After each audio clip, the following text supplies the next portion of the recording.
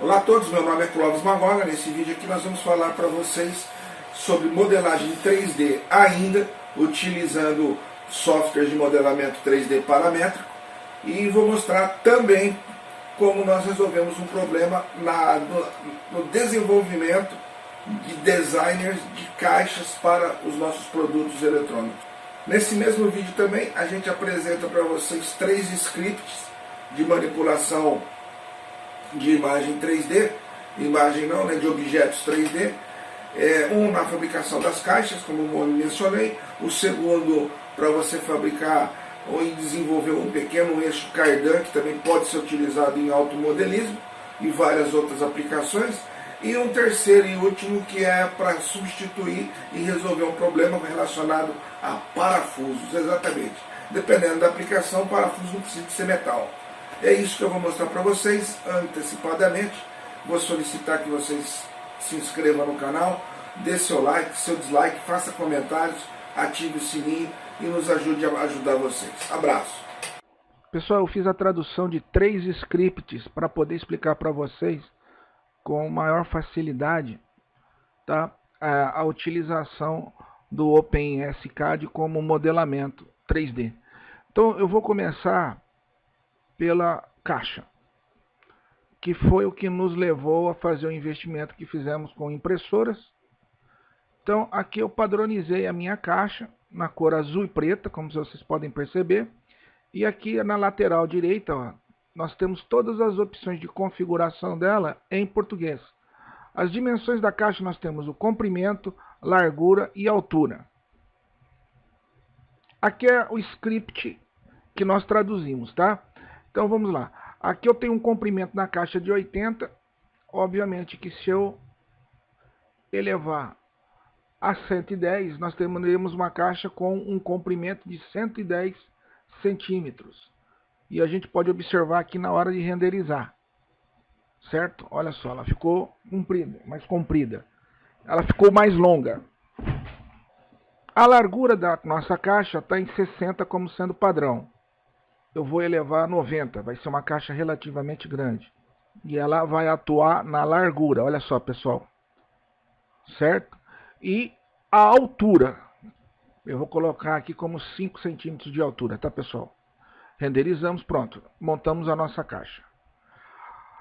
Aqui nós temos a configuração da altura, largura e comprimento. Agora vem as opções internas da caixa. Você pode colocar o suporte para placas de circuito impresso.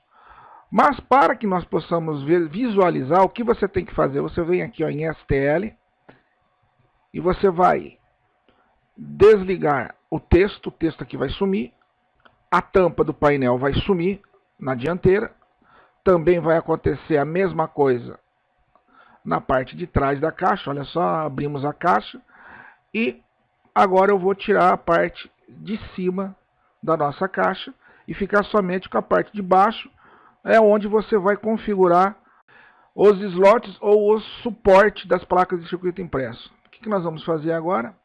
Como nós já alteramos aqui, ó, agora nós podemos selecionar que nós vamos ter sim o suporte da placa. Está aqui o nosso suporte. Perceba, pessoal, que o suporte ele veio num padrão de medida específico. Esse suporte padrão específico, você vai fazer a alteração dele nas medidas que a gente vai mostrar para vocês. Porém, observem isso daqui, ó, aberturas de ventilação. São essas aberturas aqui, ó, nas laterais. Se você aumentar isso de 1,5 para 2,5, você tem uma abertura maior na ventilação da caixa. Eu vou manter essa ventilação em 2,5, para a gente poder chegar aqui no que nos interessa. Eu vou desativar as opções da caixa e vou voltar para os pezinhos, que é onde a gente tem que se concentrar. A placa, pessoal, está com bastante espaço lá dentro. Então eu vou mostrar para vocês como posicionar. Veio para frente, vamos à posição 20. Ela veio muito para frente, ó. Provavelmente nós não vamos conseguir fechar a caixa. Então o que eu vou fazer? Eu vou voltar para a posição 10. Está quase no centro. Posição 11, 12, 9, 8, 7. Posição 7 ela centralizou. Centralizou na posição vertical. Agora a gente vai fazer o ajuste na horizontal. Perceberam, pessoal? Movimentamos ela. Perfeito. A placa está na posição que a gente quer. Agora você tem o tamanho dessa placa. Você pode alterar o tamanho. Aqui nós estamos configurados de 70 por 50. Ou seja, o comprimento da placa tem 70 centímetros e a largura da placa tem 50 centímetros. Como nós selecionamos nossa caixa para 110 e 90, então de 7 para 110 faltam 44 centímetros e de 50 para 90 também nós temos 4 centímetros de espaço em média nas laterais da caixa. O que nós vamos fazer? Se você precisar, você pode remodelar, obviamente, o tamanho da placa. Vamos fazer isso aqui de 50 para 60. E ela, obviamente, aumentou o tamanho. Ela remodelou o tamanho, porém ficou muito à direita. Então você vai ter que ajustar novamente a posição da placa. Prontinho. Feito isso, está de bom grado? Então a gente passa para um outro passo. Segundo passo é o diâmetro do suporte, pessoal. Mas que raios que é isso? Tá vendo isso aqui, pessoal? Isso aqui é o suporte da placa. Você pode alterar o suporte do tamanho dele, bem baixinho, altura 10, aqui no caso seria 1 centímetro de altura, e você pode também alterar o diâmetro, de 14 para 14. Ele ficou bem mais largo, ou você pode diminuir de tamanho, o diâmetro. E outra coisa, outro detalhe, é isso aqui, ó, é o diâmetro do furo. Aqui eu estou com 3 milímetros, e eu posso ir a 6 milímetros como exemplo, e ele vai ficar muito grande. Por quê? Porque eu alterei o diâmetro do meu suporte. Então eu tenho 6 milímetros de diâmetro, eu não posso ter um furo de 6 milímetros. Entendido, pessoal? Voltei para 2. Pronto. Lembrando que quando você altera um, você altera automaticamente todos eles. Certo? Então vamos lá. Agora eu posso mostrar novamente todinha a minha caixa. E está aqui a nossa caixa completa. Nós fizemos isso em aproximadamente 6 minutos. Em 6 minutos você gera um modelo de caixa pronto para ser impressa e levado à produção, no caso de produção em larga escala, através dos moldes. O que nós vamos fazer? Agora eu quero mostrar, antes de mais nada, um detalhe. Eu vou explicar uma coisa para vocês que ela se encaixa na hora que você for imprimir, ou vai fazer sentido a explicação na hora que vocês forem imprimir a caixa. Isso não é só caixa, é qualquer tipo de objeto 3D que você venha construir. Você tem que levar em consideração o que você está moldando, o que você está modelando. Essa aqui, tá vendo esse? Aqui é o sulco onde vai encaixar a tampa dianteira e tampa traseira. Então você pode alterar essas medidas. Você alterando, pessoal, está percebendo? Você pode dar uma maior robustez para a caixa. O que vai acontecer se você, por acaso, fazer uma alteração aqui? Você vai elevar o consumo do filamento e, consequentemente, vai elevar o tempo de impressão, mas a resistência da caixa vai ser maior. A resolução, pessoal, é outro negócio, é outra coisa bastante interessante. Para vocês terem ideia da resolução, eu vou ter que fazer isso aqui, ó. Aqui nos cantos, ele aumenta a resolução e acaba dando a esse ponto de intersecção da caixa uma maior resistência. Novamente, aqui você afeta o tempo de impressão. E a tolerância do encaixe, esse 0,9, é exatamente esse sulco aqui, ó. Isso aqui. É onde vai encaixar a tampa. Então aqui eu estou com 0,9, porque a nossa tampa vai ter 0,8, ela vai ter uma diferença de 1 milímetro para ela entrar com facilidade. Porque se você fizer esse sulco aqui de 0,9 e fizer a tampa também com 0,9, ela não vai encaixar, tá? Então tem sempre que ter em mente esses detalhes. O que eu vou fazer agora? Agora eu vou começar a gerar os arquivos para impressão. Pronto. Então você vai clicar aqui, ele vai renderizar, está renderizando, ó. Renderização finalizada. Qual é o próximo passo? O próximo passo é gerar o arquivo STL. De arquivos, então eu vou chamar de caixa educática 110 milímetros. Legal, né, pessoal? Agora o que eu vou fazer? Você vem aqui novamente na exportação e vai desativar a parte de baixo da caixa e vai ativar a parte de cima. Tá aí a parte de cima da caixa. Nós vamos renderizar, obviamente, e vamos gerar o STL, o arquivo STL de impressão. E o que nós vamos fazer também é, nesse caso, nós vamos eliminar o suporte da placa, porque nós não precisamos, nós já fizemos na parte inferior da tampa. Renderizado, vamos gerar o STL, o arquivo B, que é a parte de baixo da tampa. Ainda que, em geral, exportar as peças, eu vou dar um não aqui, sumiu tudo. Agora eu vou imprimir o painel traseiro, como está especificado aqui, cor preta. Novamente, mesma coisa, é só repetir. Renderiza. Agora eu vou eliminar a tampa de trás do nosso projeto, a tampa da frente e o nome gravado nela. Aqui está o nome gravado nela. Mesma coisa, renderiza. Prontinho, pessoal. Finalizou o nosso projeto. Você já montou o protótipo do tipo de caixa que você possa necessitar de acordo com esse designer de caixa. Obviamente que tem vários outros designers de caixa na internet, mas esse daqui, o script, foi traduzido e facilitado para quem quiser utilizar. Nos nossos projetos aqui eu traduzi já a caixa, que eu já mostrei para vocês, agora a tradução do eixo cardan. Eixo cardan educática, como vocês podem perceber aqui, ó, nós temos todos os parâmetros desse eixo em português. Então vamos aos primeiros parâmetros. Nós temos aqui a suavização do dispositivo. O que é isso? Quanto mais suave você tiver, maior vai ser o formato e a precisão do círculo, da circunferência. O que isso atinge? Atinge na quantidade de filamento, tempo de impressão, só que gera um objeto de maior qualidade. Em 36 e explicar cada uma das funções, certo? Vamos lá, vamos desligar os parâmetros, partes.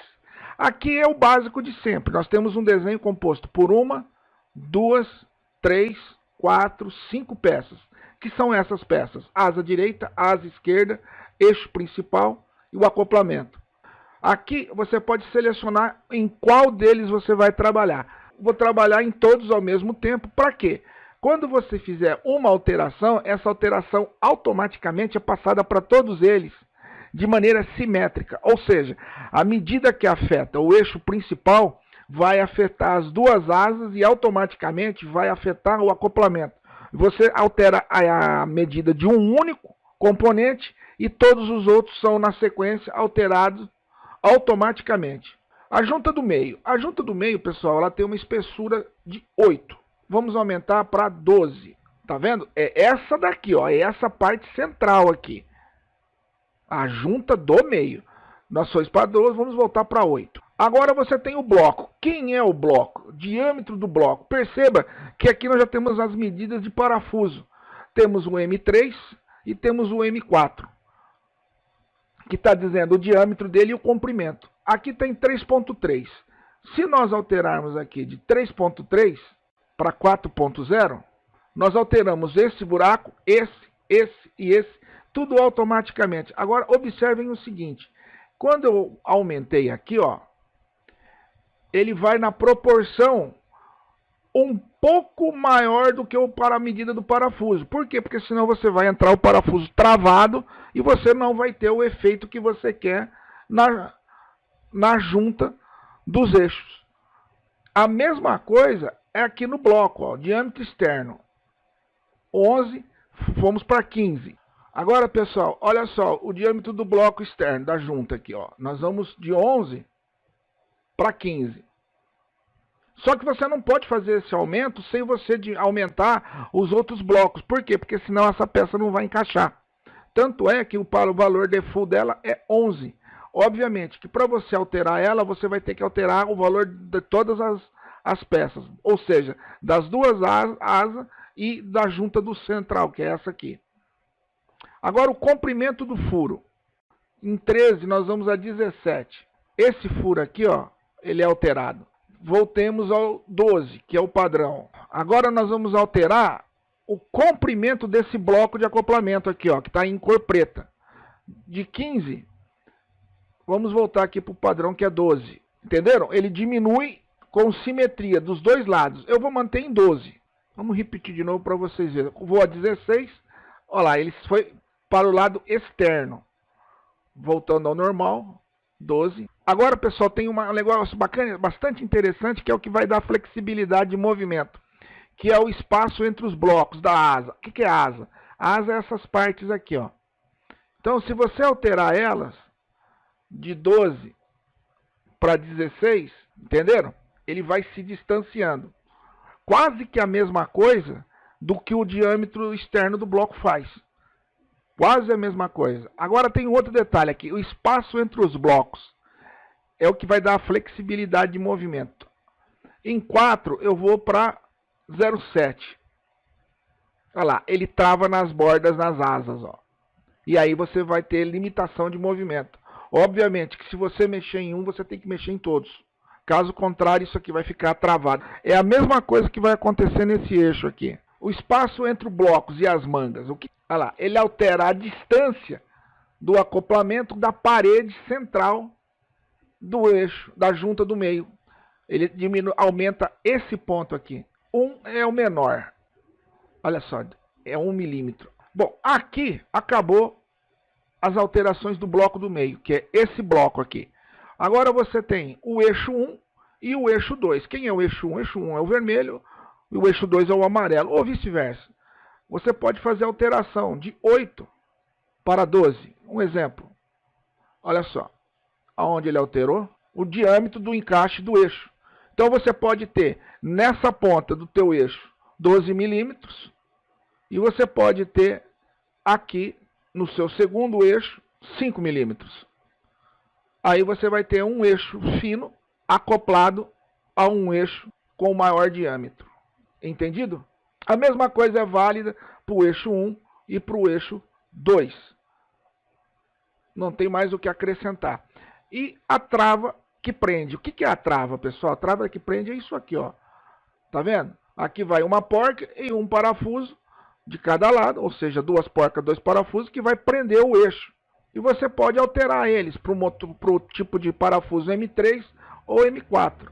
Aqui está o M3 de 3,3 milímetros. Você pode perceber que ele está um pouquinho menor do que a medida real do parafuso. Por quê? Porque senão ele não vai entrar ali, né, pessoal? Ele vai entrar travado. E ele aumenta o diâmetro. Oh, mas o que é esse número 2 aí? Número 2, pessoal, é o tanto de trava que você vai ter. Aqui eu estou com 2 parafusos. Se eu alterar, eu vou para um parafuso. Perceba que ele já fez a alteração dos dois lados. E aqui nós temos a rotação. A rotação é mais para você ver funcionar a simulação e separar as peças. Ponto principal, a mesma coisa, tá? Não vou ficar repetindo e nem vou fazer para vocês tudo de novo. Renderiza e exporta em STL, certo? A mesma coisa para todas as outras peças. Os dois blocos e as duas asas. Entendido, pessoal? Agora nós vamos falar sobre os parafusos. Obviamente que você não vai fazer um parafuso de plástico para segurar duas chapas de metal. Aqui nós temos os tipos de parafuso que esse gerador aqui pode nos propiciar. Então aqui nós temos o bolt. O que é bolt? É simplesmente um parafuso. Você pode alterar ele para nut, que é porca. Você pode alterar ele para rod, que é um parafuso, porém não tem cabeça, que é ruela. Então o que nós vamos fazer? Eu vou me fixar aqui em 3 coisas. Primeiro, no parafuso. Primeira coisa que vocês têm que observar é que nós temos um parafuso de cabeça sextavada. Ou seja, ela tem 6 lados. Certo? Eu vou recolher essa opção. E aqui nós temos, ó, X, ou seja, sextavado. Ou soquete. O que é soquete, pessoal? Ele muda o tipo de cabeça. E agora você tem um famoso furo Allen ali de 6 lados. Automaticamente, você não teve que reinventar a roda. Você não fez nada, a não ser uma seleção. Tem o modelo Button, o que ele faz? Ele mantém o tipo de fenda, o tipo de parafuso, né? No caso Allen, só que ele dá uma arredondada na cabeça do parafuso. Ou você pode alterar para Phillips. E ele já faz o corte para um parafuso Phillips. E obviamente que você também pode fazer a mesma coisa para slot, ou seja, fenda. Olha aí, tá a nossa fenda, da qual você pode programar a largura, a profundidade e o diâmetro dessa abertura na cabeça do parafuso, certo? Botão, vamos voltar aqui para X. Se você colocar o parafuso X, não vai alterar os tipos de chave que você vai usar nele, tá? Não adianta, você pode selecionar aqui slot, você pode selecionar Phillips, que não vai alterar. Por quê? Porque esse parafuso é um de cabeça sextavada. Agora, se você mudar aqui, então você vai conseguir fazer alteração na profundidade e no diâmetro. Essas medidas, pessoal, você altera todas elas aqui, aonde eu já deixei por escrito. Aí é só seguir a sua intuição para você entender como você vai alterar isso. Um que eu acho interessante é isso aqui, ó. Exclude, include. Olha só, o parafuso ficou com uma ranhura, como se fosse para você colocar ele com as próprias mãos. Aí você vai ter todos os tipos de rosca que você vai poder alterar, o passo da rosca, o diâmetro do parafuso. Não vou fazer isso. Explorem essas medidas e essas possibilidades. Agora nós vamos alterar de parafuso para porca. Pessoal, tenha em mente o seguinte: o que você alterar na estrutura do seu parafuso com relação às medidas e o passo da rosca, você vai ter que fazer a mesma coisa com a porca. Porque você não pode alterar o passo da rosca do parafuso sem alterar o passo da rosca da porca, certo? Então aqui nós temos as opções da porca e todas as variáveis que você tem aqui possíveis. Não vou alterar também, porque eu acho que vocês já empegaram o raciocínio. Agora, roela. Aqui nós temos uma roela simples e aqui você pode alterar as medidas dessa roela de 8 para 12. Olha só, ela ficou com a parede fina. Voltando para 5, ela já ficou uma arruela com as paredes largas, porém o furo do parafuso vai ser incompatível de acordo com o parafuso que você fez anteriormente. Isso aqui é uma questão de observação. E thickness é nada mais, nada menos do que a espessura ou a altura da arruela. E para finalizar, outras opções, número de faceta que o seu parafuso pode ter. Troquei aqui o parafuso, ó. Voltei o parafuso e deixei ele de ponta cabeça, que ele está falando que tem 6 partes, certo? Vamos colocar de 8. Pronto, agora nós criamos um parafuso que a cabeça tem 8 lados. Mas você não ficou contente e fez o seu parafuso de 4 lados. E aí você fez um parafuso com a cabeça quadrada. Pessoal, eu vou finalizar esse vídeo. Eu conto com a inscrição de vocês no canal. Críticas são bem-vindas. Clica no botãozinho do inscreva-se, que a gente vai precisar bastante da ajuda de vocês. Abraço!